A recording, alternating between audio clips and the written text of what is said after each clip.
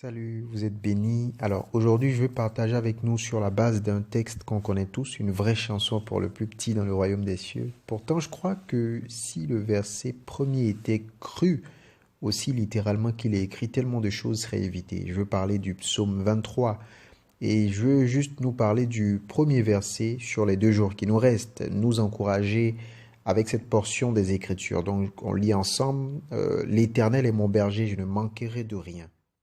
L'Éternel est mon berger. Je veux m'arrêter sur cette phrase. Nous le savons, celui qui écrit cette phrase est lui-même berger à la base. Et c'est en tant que berger qu'il a grandi dans le Seigneur. Il s'agit de David qui dit cela à Saül en 1 Samuel 17, 34 à 35. Il dit « Je faisais paître le troupeau de mon père quand le lion ou l'ours venait enlever une bête du troupeau.